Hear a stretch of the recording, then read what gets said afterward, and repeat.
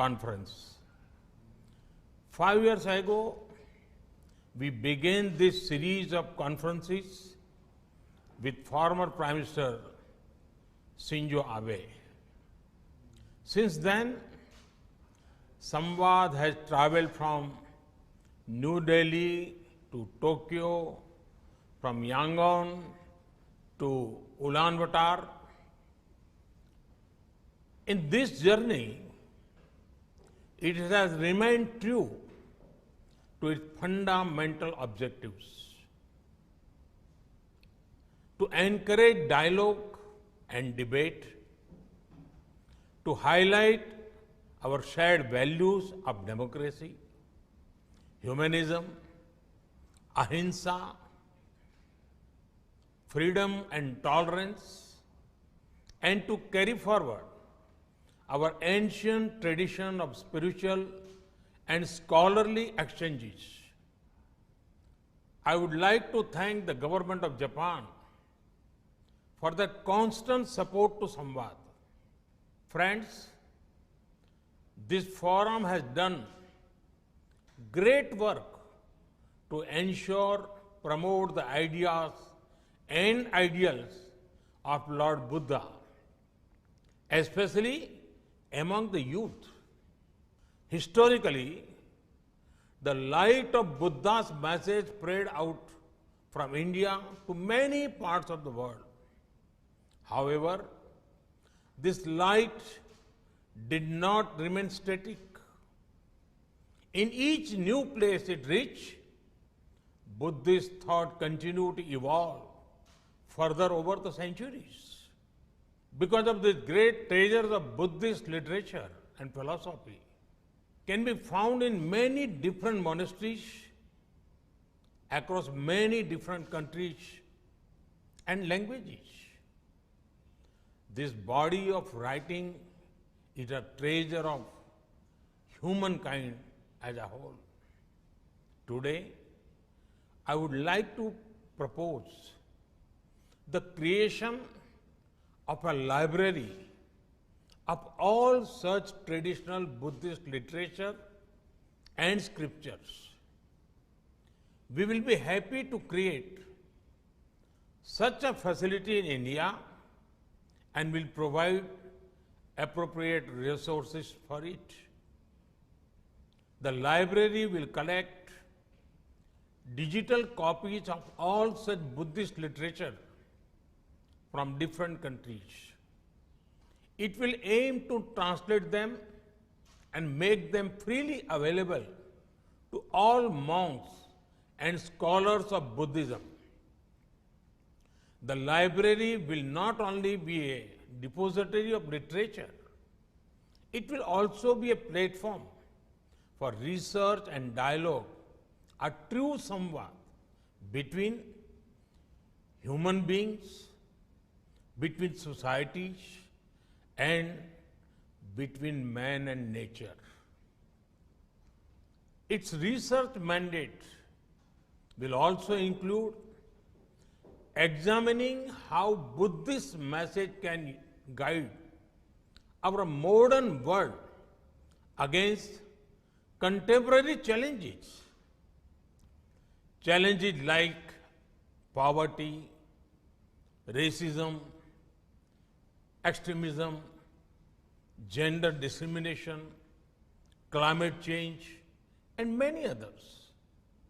Friends, about 3 weeks ago, I was at Sarnath. Sarnath is where Lord Buddha gave his first sermon after attaining enlightenment.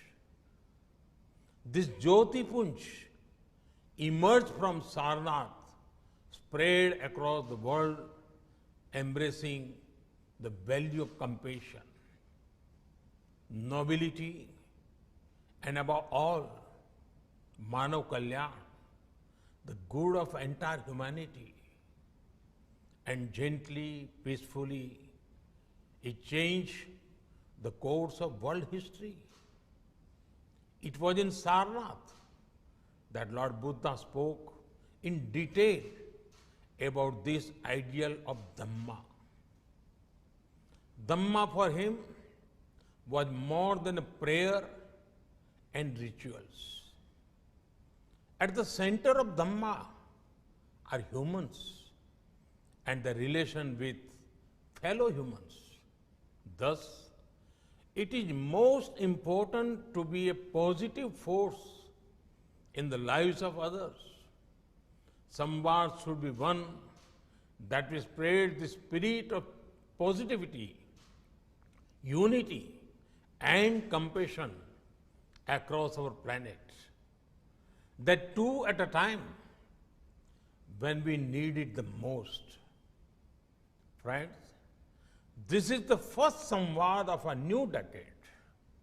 It is happening at a critical moment of human history. Our actions today will shape the discourse in the coming times. This decade and beyond will belong to these societies that place a premium on learning and innovating together. It will be about nurturing bright young minds who will add value to the humanity in the times to come. Learning should be such that furthers innovation. After all, innovation is the cornerstone of human empowerment. Societies that are open-minded, democratic, and transparent are better suited to innovate. Therefore, now is the time, more than ever before, to change the paradigm on what we see as growth.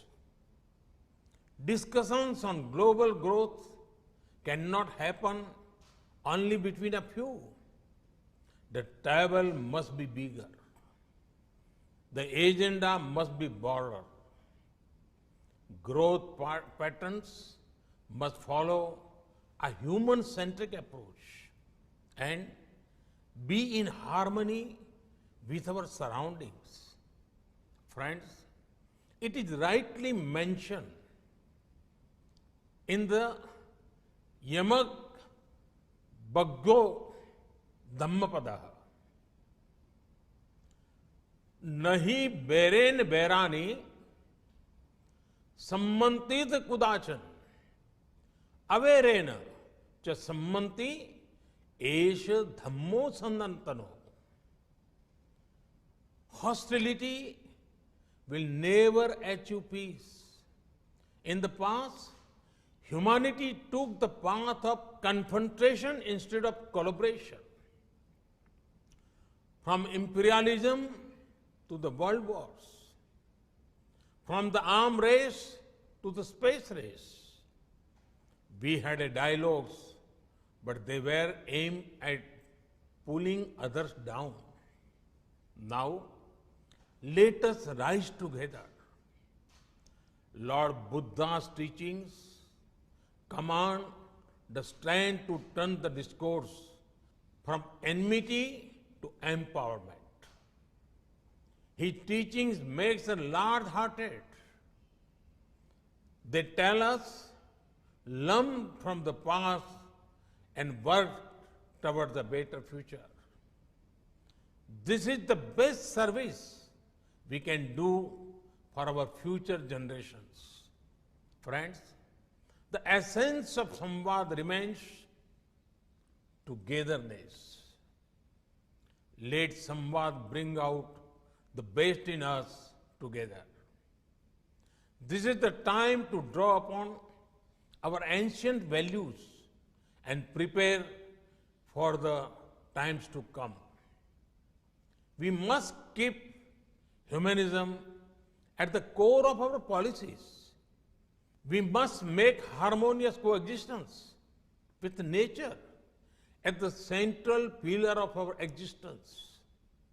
Samvad, a dialogue with ourselves, with fellow human beings, and with nature can light our way on this path. I compliment the organizers for organizing this important event and wish them all success in their deliberations. Thank you.